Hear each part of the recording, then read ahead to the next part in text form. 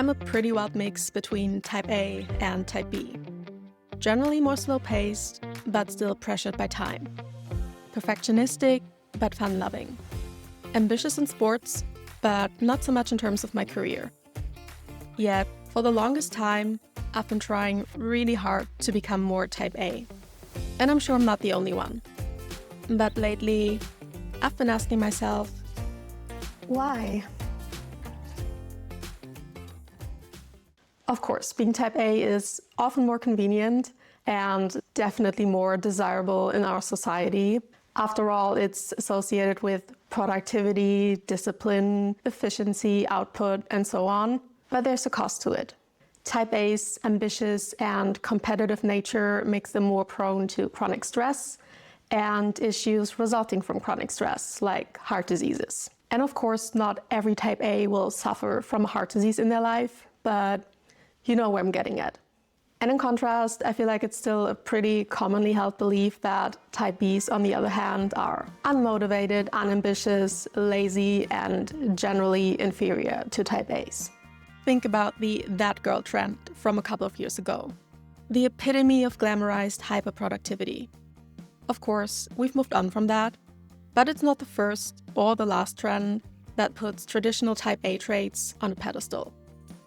And just to clarify, I don't think that being type A is inherently bad, and I don't want to get rid of the type A tendencies that already exist in me, at least not the good ones. But I also don't want to fight my type B tendencies anymore either. I could not stick to a routine if my life depended on it. Trust me, I've tried many, many times. The thing is, if I only focus on one or two things and schedule them in a way that makes sense for me, I can be pretty consistent for months, but if it's any more than that, I will probably fall off in less than a week, even if all those habits combined are not that time-consuming. For example, I've done The Artist's Way a while ago. It's a 12-week course on creativity, for those who don't know it. And the backbone of all the other assignments in The Artist's Way is writing morning pages. 3 pages of stream of consciousness writing every single morning. I've done it for almost 5 months, so even after the course was over.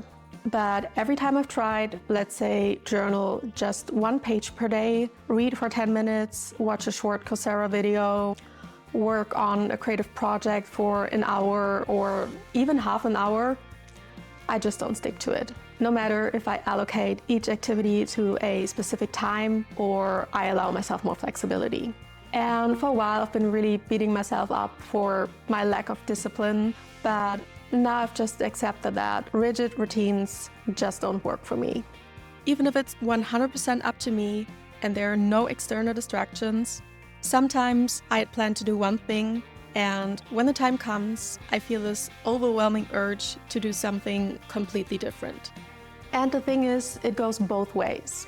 I mean, sure, it happens more often that the plan was to do an aspiring routine task or anything else productive, and instead I end up researching how exactly a cremation works, for example.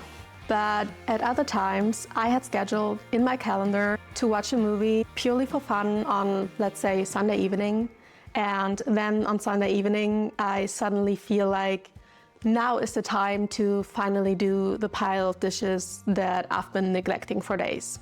And if I wouldn't follow this urge, I wouldn't only miss the rare occasion of feeling motivated while doing chores, but I also wouldn't enjoy the movie. And obviously you can't do whatever you want to do at any time.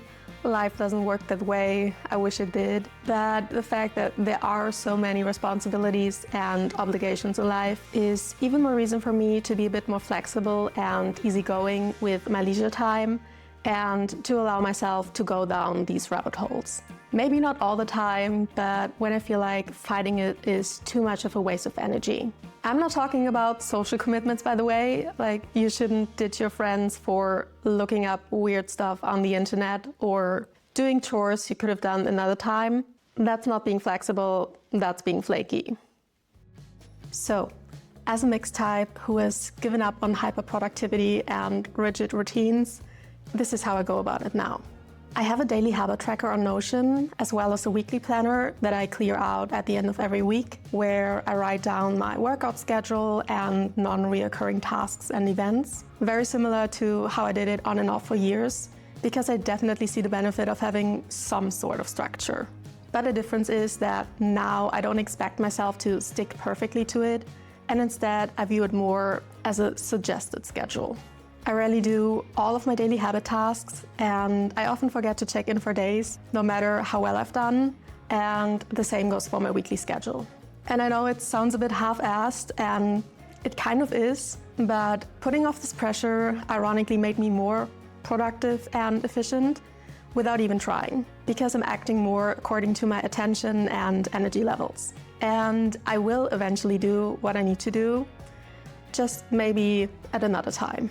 I'm also less tempted to constantly swing between two extremes. Like, for example, if I haven't checked in for a couple of days, or I did, but I just didn't do the tasks. I don't view it as evidence that I'm incapable of being organized, but I also don't use the situation as misguided motivation to be perfect next week, because I won't be.